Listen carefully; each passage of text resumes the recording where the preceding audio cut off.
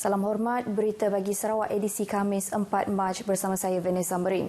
Kita mulakan berita dengan perkembangan COVID-19.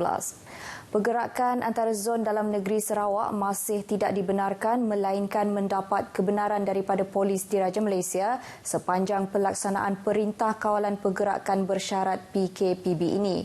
Menegaskan demikian, Pengerusi Jawatankuasa Pengurusan Bencana Negeri JPBN, Dato' Ahmad Douglas Ugah Embas berkata, arahan tersebut berkuat kuasa sehingga 15 hari bulan ini. Today a lot of confusion, so we like to clarify that inter-district movement according to the zone that we have displayed earlier when we declare PKPB for Sarawak is still in place. Dalam sidang media berkenaan perkembangan COVID-19 di Kuching, beliau memaklumkan perkara tersebut merupakan antara beberapa keputusan yang dibuat dalam mesyuarat JPBN semalam. Dalam pada itu, Perintah Kawalan Pergerakan diperketatkan PKPD di Perumahan Taun Villa dan Blok Flat Sibujaya akan ditamatkan hari ini kecuali bagi Blok C, H, J, K, L, N dan R yang dilanjutkan sehingga 11 Mac ini. Sementara itu, Dato' Ahmad Douglas memaklumkan Kerajaan Sarawak telah bersetuju membuka semula kemasukan pekerja asing berkod kuasa mulai 1 Mac lepas. Persetujuan itu dicapai dalam mesyuarat mengenai pekerja asing yang dipengerusikan oleh Ketua Menteri Datuk Patinggi Abang Johari Tun Openg semalam. Berdasarkan kelulusan tersebut, State Localisation Committee telah meluluskan seramai 27,000 permohonan pekerja asing merangkumi sektor pertanian, perladangan, pembinaan, pembuatan dan perkhidmatan. Dato' Ahmad Douglas berkata, pengambilan pekerja asing terbabit tertakluk kepada garis panduan prosedur operasi standard SOP COVID-19 yang telah dikeluarkan oleh JPBN Sarawak. Selain itu, Sarawak juga meluluskan pelaksanaan program recalibration untuk pendatang asing tanpa izin parti dan akan bermula 15 Mac ini hingga 30 Jun depan. Garis panduan SOP disediakan oleh Jabatan Imigresen Malaysia Sarawak dan Jabatan Tenaga Kerja Sarawak. Dalam perkembangan sama, Jawatankuasa Pengurusan Bencana Negeri JPBN Sarawak akan membincangkan sama ada membenarkan penganjuran majlis sosial atau aktiviti di bawah Perintah Kawalan Pergerakan Bersyarat PKPB di Sarawak pada mesyuarat jawatankuasa itu akan datang. Pengurusinya, Dato' Ahmad Douglas Ugah Embas menjelaskan, ini kerana JPBN perlu membuat penilaian berdasarkan PKPB yang sedang dikuatkuasakan di Sarawak sehingga 15 Mac ini selain jumlah kes harian COVID-19 yang masih tinggi direkodkan di negeri ini. We will discuss sama ada kita akan mengikut ataupun kita menimbang untuk meluaskan apa kegiatan-kegiatan yang dapat dibenarkan. Beliau menyatakan demikian ketika diminta mengulas mengenai kebenaran penganjuran majlis rasmi atau tidak rasmi serta majlis sosial di negeri-negeri berstatus Perintah Kawalan Pergerakan Pemulihan PKPP dan PKPB berkuat kuasa esok seperti yang diumumkan oleh Menteri Kanan Keselamatan Datuk Seri Ismail Sabri Yaakob pada Selasa lalu. Sementara itu, jumlah kes kematian akibat COVID-19 meningkat kepada 84 kes selepas 1 kes baharu direkodkan semalam di Sibu. Manakala kes positif turut mencatatkan peningkatan kepada 10,063 kes dengan penambahan sebanyak 139 kes baharu semalam. Itu saja. Sebanyak 31,560 dos vaksin Pfizer telah tiba di Kuching semalam. Menurut kemaskini status Facebook Menteri Kerajaan Tempatan dan Perumahan, Datuk Sim Kui Hian, vaksin akan dihantar setiap minggu di Kuching untuk fasa 1 program vaksin nasional. Jelas Datuk Sim Kui Hian, vaksin tersebut akan diedarkan di 3 bahagian iaitu di Miri, Bintulu dan Limbang hari ini. Dalam pada itu, jelas beliau sebanyak 12 bahagian juga akan meneruskan program vaksinasi hari ini.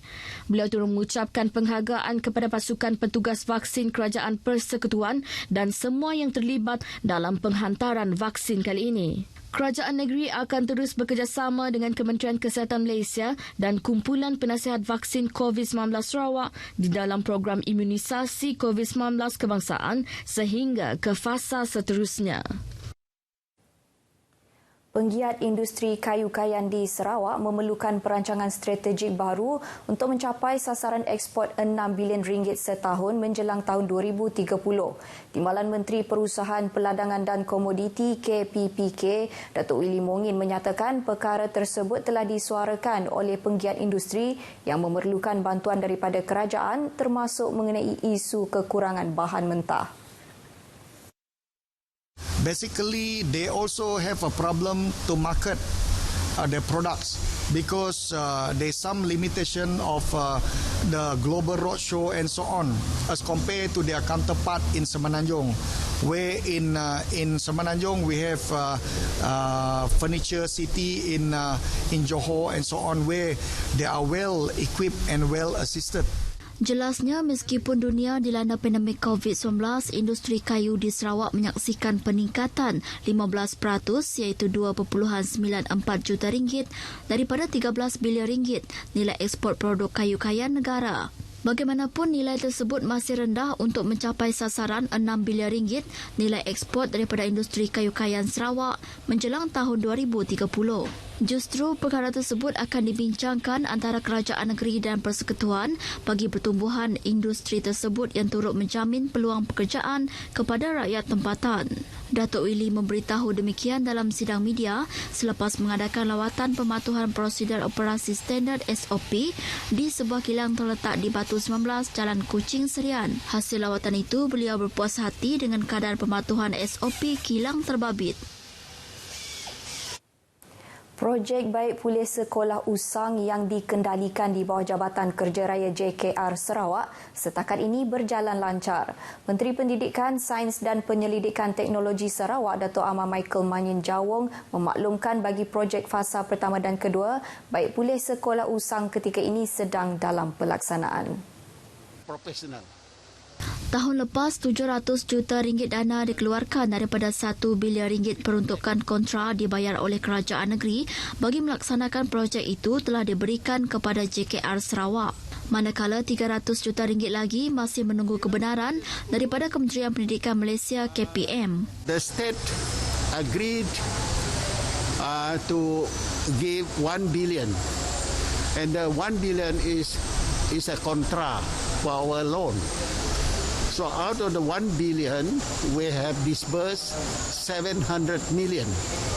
So 300 million has not been disbursed because we are waiting for a certain clarification from MOE. So JKR is waiting for a letter. So that can be disbursed anytime. Ujarnya lagi, apabila KPM meluluskan dana itu kelak, JKR Sarawak akan memulakan pelaksanaan fasa ketiga projek itu. Setakat ini, sebanyak 1,020 buah sekolah telah disenaraikan sebagai sekolah usang di negeri ini. Beliau menyatakan demikian di Lundu selepas menyempurnakan majlis penyerahan cek projek kecil luar bandar peruntukan khas Ketua Menteri berjumlah RM1.2 juta bagi Dewan Undangan Negeri Opar di Dewan Serbaguna Kampung Bitokan. Dalam perkembangan lain, Datuk Amar Michael Manyin mengalu-alukan masyarakat Bidayuh agar bersama-sama berdaftar untuk mendapatkan suntikan vaksinasi COVID-19 bagi mencapai pembentukan imuniti kelompok yang disasarkan oleh kerajaan agar aktiviti ekonomi atau seharian dapat dijalankan seperti biasa. Kumpulan Pusaka Capital dijangka mampu penuhi bekalan bitumen di seluruh negeri dengan penambahan aset barunya. Menteri Muda Perdagangan Antarabangsa, Industri, Terminal Perindustrian dan Pembangunan Usahawan, Datuk Muhammad Naruddin Majais berkata, dengan projek Lebuh Raya Pen Borneo yang sedang dalam pelaksanaan, menjadikan permintaan bahan mentah itu semakin meningkat. 100,000 hingga 150,000 tan satu tahun.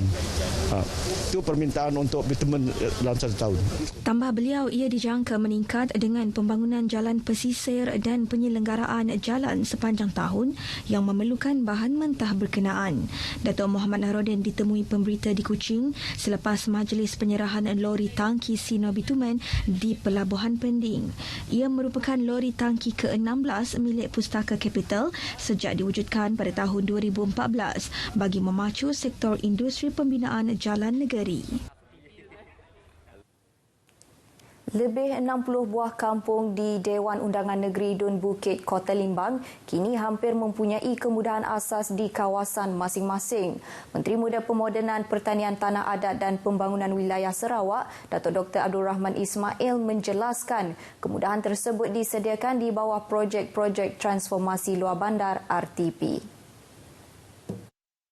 Di semua kampung, kalau di sini 60 lebih kampung, kebanyakannya sudah ada kemudahan asas. Ini kita akan teruskanlah. Saya rasa insya-Allah menjelang 2025 kemudahan asas seperti ini akan lengkap. Akan dapat dilengkapkan dan mudah-mudahan dapat digunakan sebaiknya oleh masyarakat setempat. Beliau berkata demikian kepada pemberita selepas membuat lawatan kerja rasmi projek RTP daerah Limbang di Kampung Bakul dan Agong Tua Limbang. Beliau yang juga merupakan Adun Bukit Kota memaklumkan pada tahun ini bagi projek Bina Baru Dewan Kampung Agong Tua peruntukan tambahan RM50,000 untuk menyimen kawasan luar dewan itu. Selain itu, sejumlah RM150,000 turut diperuntukkan untuk projek Jalan Perkumpulan Islam Kampung Bakul. Tambahnya lagi, walaupun peruntukan tersebut masih kurang dan belum mencukupi bagi memperbaiki jalan tersebut, namun beliau yakin pihak kerajaan akan berusaha bagi menjayakan projek itu sehingga selesai. Paparan itu tadi mengakhiri Berita Pagi Sarawak edisi 4 Mac. Jangan lupa daftar menerusi aplikasi MySejahtera untuk janji temu vaksinasi. Bersama kita lindungi diri daripada COVID-19. Saya Vanessa Mering, sehingga berjumpa lagi. Salam hormat.